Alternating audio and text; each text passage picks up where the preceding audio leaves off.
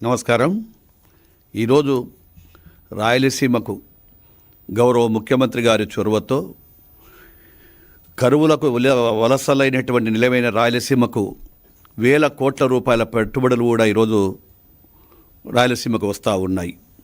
24 నెలల పాలనలోనే దాదాపుగా 240 పరిశ్రమల ద్వారా 5,33,000 కోట్ల రూపాయలు పెట్టుబడి రావడం జరిగిందని గర్వంగా చెప్పగలుగుతా ఉన్నాం. రాష్ట్రానికి వచ్చేటువంటి ఏవైతే పరిశ్రమలు ఉన్నాయో ఆ పెట్టుబడులలో దాదాపుగా 3వ వంతు రాయలసీమ ప్రాంతానికే వస్తూ ఉన్నాయి. వచ్చిన ఉద్యోగాల్లో ముఖ్యంగా సింహభాగం అంతా కూడా ఆ ఉద్యోగ అవకాశాలన్నీ కూడా యువతకు వచ్చే విధంగా వారికి అన్ని ఏర్పాట్లు కూడా చేయడం జరిగిందని చెప్పి తెలియజేస్తూ ఉన్నా.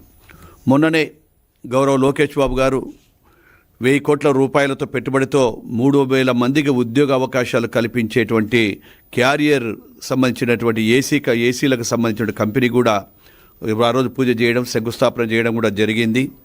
రాయలసీమలో పరిశ్రమలోనే తిరుపతిలో 2,508 కోట్ల పెట్టుబడితో రాయల్ ఎన్ఫీల్డ్ ఎక్కడో ఉన్నటువంటి మద్రాసుకు పోవలసినటువంటి ఆ యొక్క కంపెనీని కూడా గౌరవ ముఖ్యమంత్రి గారి చొరవతో ఈరోజు ఈ యొక్క తిరుపతిలోనే రాయల్ ఎన్ఫీల్డ్ కూడా తీసుకురావటం, ఆ యూనిట్ని తీసుకొచ్చి 1 సంవత్సరం కాలం లోపలనే చేయాలని చెప్పి కూడా గౌరవ ముఖ్యమంత్రి గారు ఆదేశాలు ఇచ్చారు. అదేవిధంగా సత్యసాయి జిల్లాలో పుట్టపర్తిలో DRDO కింద 15,800 కోట్ల రూపాయల పెట్టుబడితో AMCA యుద్ధ విమానాల తయారీ, అంటే ఇది భారతదేశంలోనే గర్వించదగ్గ ప్రాజెక్ట్ ఇటువంటిది. అటువంటి ప్రాజెక్టు ఈరోజు పుట్టపర్తికి రావడం కూడా చాలా గర్వకారణమని కూడా తెలియజేస్తూ ఉన్నాము. యుద్ధ విమానాల ద్వారా యూనిట్ ద్వారా 7,500 ఉద్యోగాలతో పాటు అనేక అనుబంధ పరిశ్రమలు కూడా అక్కడికి రాబోతూ ఉన్నాయి. పుట్టపర్తి కూడా కేంద్రంగా మారుతూ ఉంది. రాబోయే రోజుల్లో పుట్టపర్తిలోనే 1,50,000 కోట్ల రూపాయలు పెట్టుబడులు పెట్టడానికి ఈ యొక్క ఇండస్ట్రీస్ కానీ పరిశ్రమలందరూ కూడా అధిపతులందరూ కూడా ముందుకు వస్తూ ఉన్నారు. అదేవిధంగా సత్యసాయి జిల్లా రిలయన్స్ ఆధ్వర్యంలో 51,000 కోట్లతో solar power and battery storage system, Kadapa జిల్లాలో ఆదాని సంస్థ ద్వారా 12,000 కోట్లతో హైడ్రో ఎనర్జీ ప్రాజెక్టులు, అదేవిధంగా కర్నూలు జిల్లాకు సంబంధించి డ్రోన్ సిటీ, అన్నమయ్య, తిరుపతి జిల్లాలో స్పేస్ సిటీలు కూడా మొదలైనాయి. అదేవిధంగా ఓరోకల్లుకు సంబంధించి 5,000 కోట్లతో పారిశ్రామిక అభివృద్ధి జరుగుతూ ఉంది. ఇప్పటికే అక్కడ 25,000 కోట్ల రూపాయలు పెట్టుబడి వచ్చాయి. అదేవిధంగా రిలయన్స్ ఇండస్ట్రీకి సంబంధించిన ఫుడ్ ప్రాసెసింగ్ యూనిట్ కూడా అక్కడ ఏర్పాటు చేయడం జరుగుతూ ఉంది. త్వరలోనే ఆ యొక్క ఫుడ్ ప్రాసెస్ కూడా కంప్లీట్ కావడానికి అయిపోతుందని కూడా తెలియజేస్తూ ఉన్నాను. 2014-19 మధ్య అనంతపురానికి కియా పరిశ్రమను తీసుకొచ్చి దాదాపుగా 13,000 మందికి యువతకు ఉద్యోగాలు, ప్రభుత్వానికి దాదాపుగా 10,000 కోట్ల ఆదాయం లభిస్తూ ఉంది. స్థానికంగా 5 లక్షల లేని పొలం ఎకరా ఈరోజు అదే ప్రాంతంలో 50 లక్షల రూపాయలు పలుకుతూ ఉంది. సాగునీటి ప్రాజెక్టులకు గత ప్రభుత్వం నిర్లక్ష్యం చేసింది. ఆ ప్రభుత్వం నిర్లక్ష్యమైనటువంటి రాయలసీమకు మళ్ళీ నేను ఒక రాయలసీమ బిడ్డగా, మా యొక్క గౌరవ ముఖ్యమంత్రి గారు నేను ఒక రాయలసీమ బిడ్డగా ఈరోజు రాయలసీమ ప్రజల రుణం తీర్చుకోవాలి అనేటువంటి ఉద్దేశంతో దాదాపుగా 10,000 కోట్ల కేటాయింపులు చేయడం జరిగింది.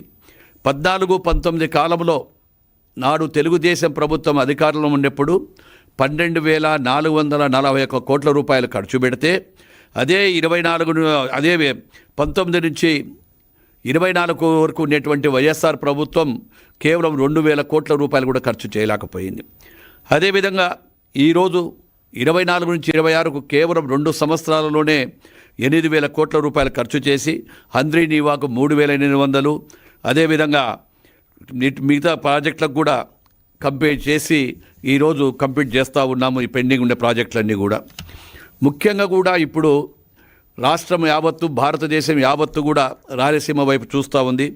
1,00,000 కోట్లతో హార్టికల్చర్ హబ్ ఈరోజు రాయలసీమకు 1,00,000 కోట్లతో రాయలసీమకు కోట్ల రూపాయలతో అభివృద్ధి చేయాలి ఈ యొక్క హార్టికల్చర్ అనే ఉద్దేశంతో ఈరోజు ఆ కార్యక్రమాన్ని కూడా చేపట్టాము.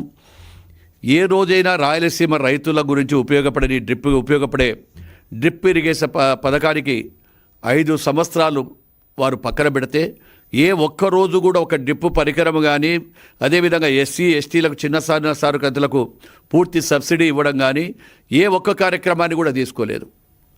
ఆ రోజు నిర్లక్ష్యానికి గురి అయింది రాయలసీమ ప్రాంతం అంతా కూడా.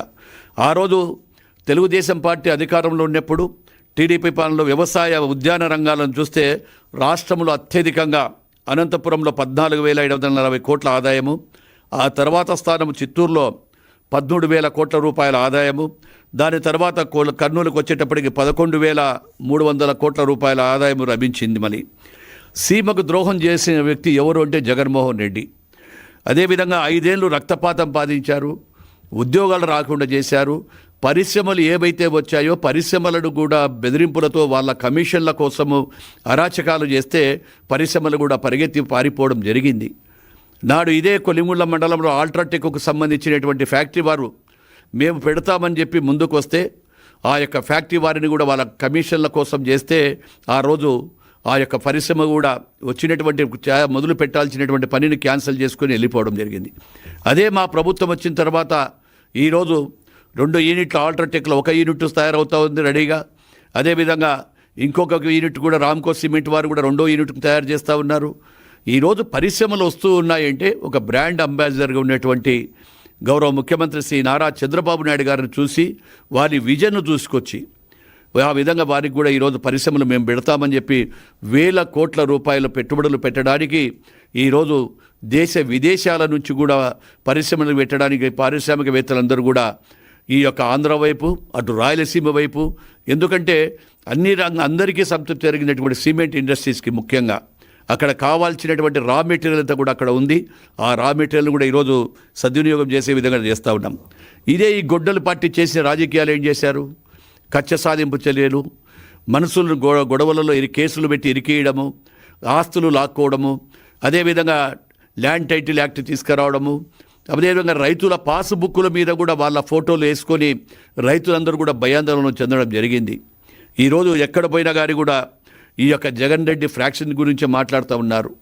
గతంలో తెలుగుదేశం పార్టీ అధికారంలో ఉన్నప్పుడు గౌరవ ముఖ్యమంత్రి గారు ఫ్రాక్షన్ నిర్మూలన చేసి ఆ రోజు ఎవరికి ఏ ఇబ్బందులు ఉండద్దు, అందరూ సుఖ సంతోషాలతో ఉండాలి ప్రజలని ఆ రోజు ఫ్రాక్షన్ లేకుండా చేస్తే, మళ్ళీ ఈరోజు గొడ్డలి పార్టీ అధ్యక్షుడు వచ్చిన తర్వాత మళ్ళీ తన యొక్క వికృత రూపంతో ఎక్కడ చూసి కూడా 5 సంవత్సరాలు దాడులు జరిగాయి.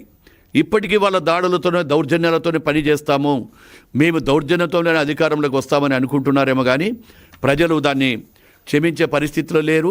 ఈ గొడ్డలి పార్టీని సమూలంగా మూసివేయాలి, సమూలంగా చేయాలనేటువంటి ఉద్దేశంతోనే ఆ రోజు మాకు దాదాపుగా 164 సీట్లు ఇవ్వడం జరిగింది. కేవలం ఈరోజు 11 సీట్లకే ఈ 151 సీట్ల నుంచి 11 సీట్లకు వచ్చిన తర్వాత ఇప్పటికీ కూడా గొడ్డలి పార్టీ అధ్యక్షుడిలో ఎలాంటి మార్పు రాలేదు.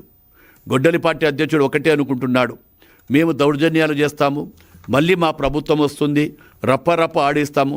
ఏంటి, ఒక మాజీ ముఖ్యమంత్రి ఈరోజు ప్రజలకు సంబంధించినటువంటి సమస్యల మీద నువ్వు మాట్లాడాలి తప్ప మళ్ళీ రప్పలు ఆడిస్తాము, పొట్టేళ్ళు కోసినట్టు కోస్తాము. ప్రజలు మిమ్మల్ని ఆల్రెడీ కోసేశారు, ఏ విధంగా మిమ్మల్ని రఫ్ ఆడిచ్చేశారు. 151 సీట్ల నుంచి 11 సీట్లకు ప్రతిపక్ష హోదా కూడా దక్కలేదు మీకు. ప్రతిపక్ష హోదా దక్కని వాళ్ళకు ఇంకా సిగ్గు శరం లేకుండా ఈరోజు మళ్ళీ విచ్చలవిడిగా కూడా విజృంభించి అనేకమైన కార్యక్రమాలు ఈరోజు ఏదో చేసుకొని రాష్ట్రంలో శాంతియుతంగా ఉన్నటువంటి రాష్ట్రంలో పరిపాలనలో కూడా అనేకమైన ఇబ్బందులు కలిగేట్టుగా చేస్తూ ఉన్నారని కూడా తెలియజేస్తూ ఉన్నాము. ఏది ఏమైనా రాయలసీమ ప్రాంతానికి అటు ఇరిగేషన్ ప్రాజెక్టులు కానీ, అదేవిధంగా పరిశ్రమలు కానీ, ఇవన్నీ కూడా రావాలంటే ఒక తెలుగుదేశం ప్రభుత్వంతోనే సాధ్యం. మా యువ నాయకుడు శ్రీ లోకేష్ బాబు గారు కూడా నిత్యం ఎక్కడెక్కడ పరిశ్రమలు వస్తున్నాయంటే వారి దగ్గరికి వెళ్ళి ఈ పరిశ్రమలు మా ప్రాంతంలో పెట్టండి, మీకు సింగిల్ విండో కింద కూడా అనుమతులు ఇస్తాము, మీకు కావాల్సినటువంటి సహాయ సహకారాలు మాకు ఉంటాము, మా ప్రాంతంలో యువతకు ఉద్యోగాలు కల్పించాలి అనేటువంటి ఉద్దేశంతో ఈరోజు నారా లోకేష్ బాబు గారు కూడా నిత్యం కూడా పరిశ్రమల కోసం వస్తూ ఉన్నారు. ఈరోజు అదేవిధంగా రాయలసీమ ప్రాంతంలో హార్టికల్చర్ హబ్కు అనువైన ప్రాంతము, ఆ ప్రాంతానికి ఈ 1,00,000 కోట్లతో రూపురేఖలే మారబోతున్నాయి. ఏదైతే హార్టికల్చర్ హబ్ వస్తూ ఉందో దాని ద్వారా లక్షల కోట్ల రూపాయలు ఈరోజు ప్రభుత్వం ఖర్చు పెట్టి ఈ యొక్క రాయలసీమను రతనాల సీమగా మార్చాలనేటువంటి మా గౌరవ ముఖ్యమంత్రి గారి ఆలోచనలకు ప్రజలు కూడా స్వాగతిస్తున్నారు. ఈ యొక్క గొడ్డలపాటి అధ్యక్షుడు ఎన్ని కలలు కన్యా, ఎన్ని మాటలు చెప్పినా ఈరోజు ప్రజలు నమ్మే పరిస్థితుల్లో లేరు. రేపు రాబోయే స్థానిక ఎన్నికలలో వాళ్ళకి ఎక్కడ కూడా డిపాజిట్లు కూడా రావు. ఈరోజు చూస్తూ ఉన్నాం, ఎక్కడ పోయినా అరాచకము. గతంలో రాజధానిని చూసి సర్వనాశనం చేశారు, పోలవరాన్ని నాశనం చేశారు. మళ్ళీ ఇక్కడ రాజధానిలో ప్రశాంతంగా ఉండేటువంటి రాజధాని ఈరోజు అభివృద్ధి వరకు పరుగులు పెడతా ఉంటే ఏదో సంబంధం లేని రౌడీలను తీసుకొచ్చి, ఎక్కడ రైతులు కానీ వాళ్ళని తీసుకొచ్చి రాయలసీమలో మళ్ళీ ఆ యొక్క రైతుల దగ్గరికి తీసుకెళ్ళి అక్కడ కూడా మళ్ళా ఆ యొక్క అల్లర్లు సృష్టించడానికి చేస్తూ ఉన్నారు. ఏదేమైనా మా ప్రభుత్వం శాంతియుతంగా ఏది చేయాలనుకున్నామో ఆ యొక్క ఈరోజు రాయలసీమ దీనికి యొక్క సంబంధించినటువంటి రాజధాని ఖచ్చితంగా నిర్మించడం అయిపోతుంది. త్వరలోనే అన్నీ కంప్లీట్ అవుతూ ఉన్నాయి. అటు రాయలసీమ, ఉత్తరాంధ్ర, ఆంధ్ర అన్ని ప్రాంతాలకు సమన్వయం చేయాలనేటువంటి ఉద్దేశంతోనే గౌరవ ముఖ్యమంత్రి గారు అటు పెట్టుబడులు కానీ, రాయలసీమకు హబ్బు కానీ, ఇండస్ట్రీస్ కానీ తీసుకొస్తా ఉన్నాం. కాబట్టి ఇప్పటికైనా గొడ్డలిపాటి వారి నాయకుడు మేల్కొని ప్రజలతో ఏదైతే ఉన్నాయో సూచనల ప్రకారం వెళ్ళాలని చెప్పి కూడా